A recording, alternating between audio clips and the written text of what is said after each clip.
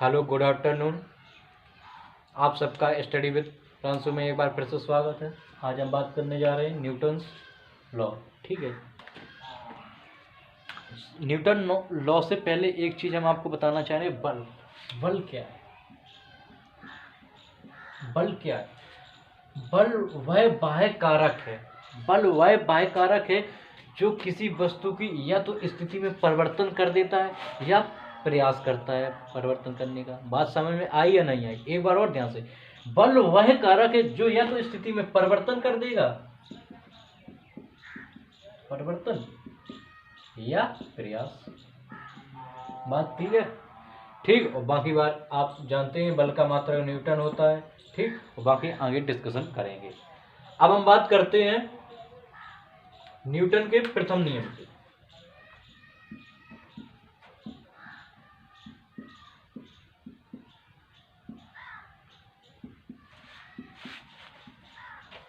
Newton के प्रथम नियम की देखो, न्यूटन का प्रथम नियम क्या कहता है? न्यूटन का प्रथम नियम ये कहता है कि कोई वस्तु अगर गतिमान है तो गतिमान रहना चाहिए और स्थिर है तो स्थिर रहना चाहिए।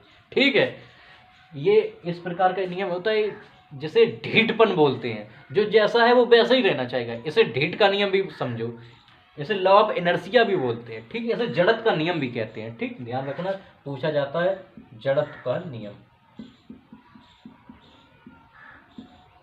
फिर से सुनना, न्यूटन का प्रथम नियम क्या कहता है कि कोई पिंड है या कोई वस्तु है, यदि गतिमान है तो वो गतिमान रहना चाहती है और स्थिर है तो वो स्थिर रहना चाहती है जब तक कि बाह्य बल ना लगाया जाए। यहां तक बात क्लियर? अब देखो उदाहरण, जैसे जैसे हम बस में खड़े हैं। क्या कर रहे हैं? खड़े हैं। तो बस चल रही है तो हम खड़े ही तो रहना चाहते हैं। जैसी बस रुकी तो हम क्या करते हैं? आगे अचानक आगे की ओर झुक जाते हैं। या बस में जब खड़ी है, हम भी खड़े हैं और बस चलती है तो हम पीछे की ओर झुक जाते हैं। तो क्या होता है कि ये लॉ ऑफ इनर्शिया का ही कारण है। क्योंकि ये जैसी बस चली तो क्या हुआ, जो नीचे का शरीर था, नीचे का शरीर तो स्थिर रहना चाहता है, लेकिन बाहर जो ऊपर का शरीर आ जाता है वो बल के संपर्क में आ जाता है, इसलिए पीछे की ओर झुक जाता है। ठीक, अब बात समझ में आई यहां तक? दूसरा उदाहरण देखो। दूसरा, जैसे हम क्या करते हैं, कंबल को एकदम हम फटकारते हैं तो उसमें से धूल के कण निकलते हैं, या डंडा से पीटते हैं तो क्या होता है, उसमें से धूल के कण निकलते हैं। ये किसके उदाहरण है? ये उदाहरण है न्यूटन के प्रथम नियम के। ठीक, अब देखो दूसरा नियम समझो।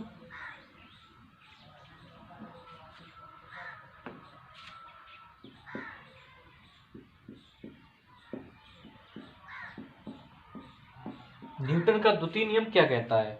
न्यूटन का द्वितीय नियम है, जो असंतुलित बल द्वारा जो उत्पन्न होता है, जो क्या त्वरण उत्पन्न होता है,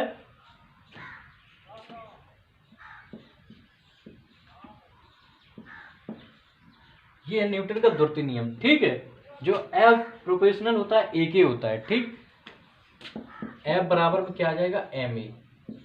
बात समझ में आई या नहीं आई? बात समझ में आई या नहीं आई? देखो न्यूटन का द्वितीय नियम क्या कहता है,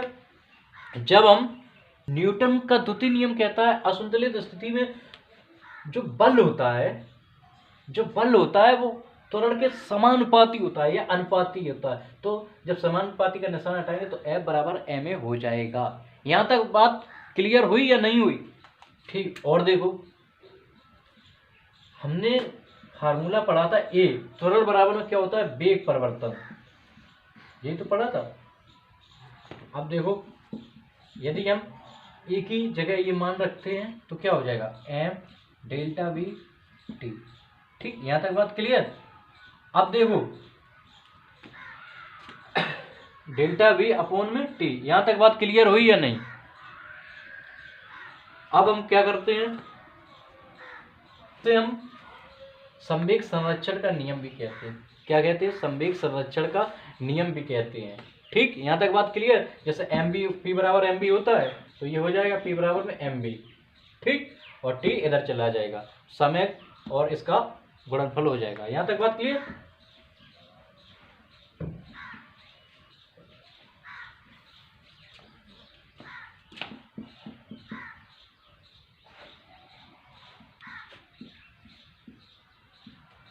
बात समझ में आई या नहीं? एक बार फिर समझना। एम बी, पी बराबर में क्या होता है, एम बी। तो हम इसे क्या रख सकते हैं, एफ बराबर में पी अपॉन में टी। तो न्यूटन का द्वितीय नियम ये भी बताता है संवेग परिवर्तन की जो दर है वो बल के बराबर होती है। न्यूटन का द्वितीय नियम क्या कहता है, जो संवेग परिवर्तन की दर है वो बल के बराबर होती है। इसे संवेग संरक्षण का नियम भी कहते हैं। द्वितीय नियम को ध्यान रखना, संवेग संरक्षण का नियम, संवेग संरक्षण का नियम। अब देखो उदाहरण इसके समझो। उदाहरण क्या होगा, जैसे कोई बल्लेबाज बैटिंग कर रहा है और किसी ने शॉट मारा, हिट किया, तो जब खिलाड़ी कैच लेता तो यूं कर लेता अपने हाथ पीछे की ओर, पीछे की ओर कर लेता है। ठीक, क्यों कर लेता है, क्योंकि उसका संवेग संरक्षण हो जाए। कैसा हो जाए, कम हो जाए, जो वेलोसिटी हो वो थोड़ी डाउन हो जाए। ठीक, तो इसीलिए खिलाड़ी कैच पकड़ते वक्त अपने हाथ को पीछे कर लेता है। और दूसरा उदाहरण समझो, जैसे जैसे कोई मिट्टी के फर्श पे, जैसे मान लो क्या होता है, जैसे हम रनिंग कर रहे हैं, ठीक, क्या कर लंबी कूद कर रहे हैं, तो उसमें भी संवेग संरक्षण का उदाहरण उपयोगी होता है। यहां तक बात क्लियर। ऊंची कूद जानते ही हो, जैसे ऊंची कूद लगाते हैं तो क्या होता है, जंप करते हैं, तो उसमें कौन सा नियम लगेगा, संवेग संरक्षण वाला। यहां तक बात क्लियर। तृतीय नियम समझो।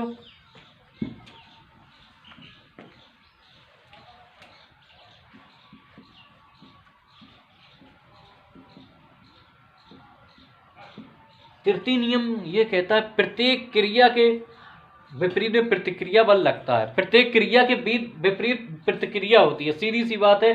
जैसे कोई फोर्स इधर लग रहा है तो इधर भी लगेगा। ठीक, जैसे यहाँ आर लग रहा है तो यहाँ एफ मान लो, एम जी लग रहा है, जो कुछ भी मान लो। ठीक, अभी बात समझ में आपके नहीं आए। अब देखो, जैसे हम क्या करते हैं, कोई व्यक्ति बंदूक चलाता है, क्या चलाता है, बंदूक चलाता है। तो जब बंदूक चलाता है तो एकदम पीछे जैसे चला रहा है तो झटका सा लगता है, तो क्रिया तो होंगे हुई, उसके पीछे जो एकदम क्या हुई, वो प्रतिक्रिया हुई। और जैसे कभी आप नाव पर चढ़े होंगे, ठीक, जैसे नाव पे जाते हैं तो जब नाव से किनारे पर कूदते हैं तो क्या होता है, नाव पीछे की ओर चली जाती है। क्रिया के विपरीत लगा, जैसे हमने आगे बल लगाया तो नाव पीछे की ओर हुई। यहां तक बात क्लियर। और जैसे गुब्बारे हैं, गुब्बारे में हम क्या करते हैं, हवा भरते हैं तो वो कहाँ, ऊपर की ओर उड़ते हैं। ये भी सब किसके उदाहरण हैं, ये भी न्यूटन के तृतीय नियम के उदाहरण हैं। यहां तक बात क्लियर। अब देखो संवेग,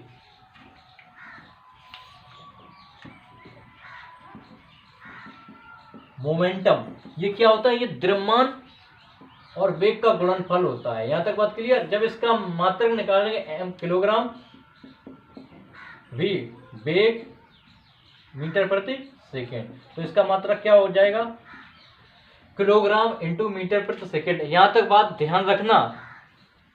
अब देखो हम क्या करते हैं, संवेग संरक्षण का नियम बताने जा रहे हैं, थोड़ा ध्यान से समझना।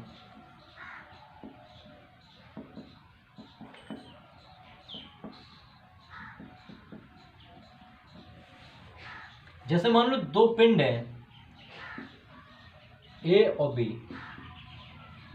ठीक, एक दूसरे की ओर आ रहे हैं या चल रहे हैं, जो कुछ हो रहा है। ठीक, ये पिंड है दो, ये दो पिंड है, इसका द्रव्यमान है m1, इसका द्रव्यमान है m2, वेग है u1, v1, v1 ले लो, u1 ले लो, और इसका u2 ले लो। यहां तक बात क्लियर। ये टक्कर के पहले, अब इनपे टक्कर हो जाती है, क्या हो जाती है, टक्कर।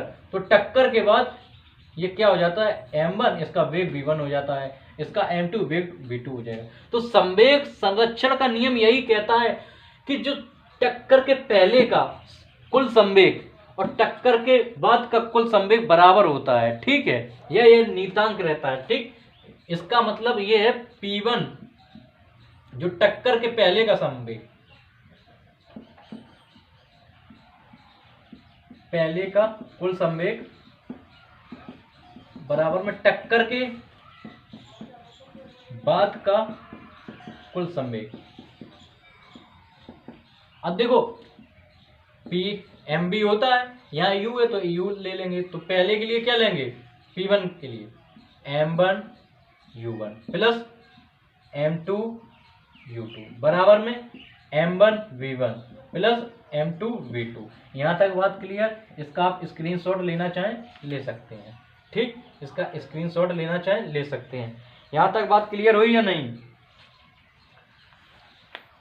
क्लियर हुई या नहीं। देखो एक न्यूमेरिकल है, इसको करा दे रहे हैं, इसके बाद कल हम फ्रैक्शन, घर्षण और वृत्तीय गति के बारे में कल पढ़ेंगे।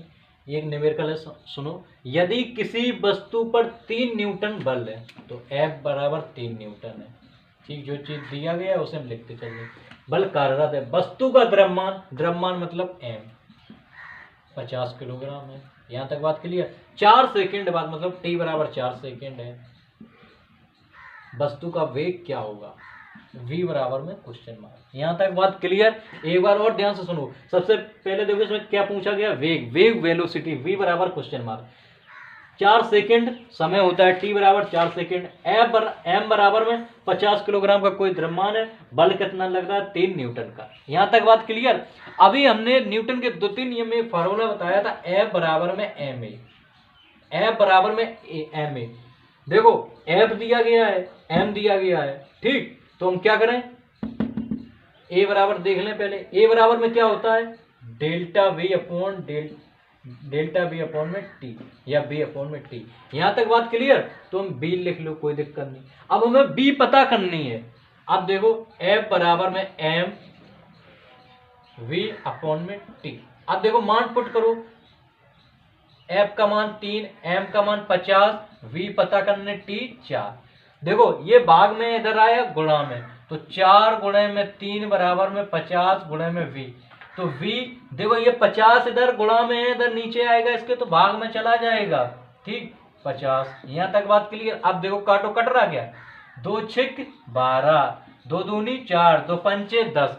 अब देखो या तो इतना ही लिख दो, पॉइंट में निकालेंगे तो कितना हो जाएगा, पॉइंट लगाया, ठीक, यहाँ 0 बढ़ाई तो कितना हो जाएगा 60 हो गए। 60 में 25 से भाग दो, 25 दूनी 50, कितना बचा 10, फिर 0 बढ़ाओ कितना हो गया 100, 25 चौको 100, तो ये कितना आया 0.24 मीटर प्रति सेकेंड। इसे नोट करना चाहे नोट कर सकते हैं, या स्क्रीनशॉट लेना चाहे ले सकते हैं।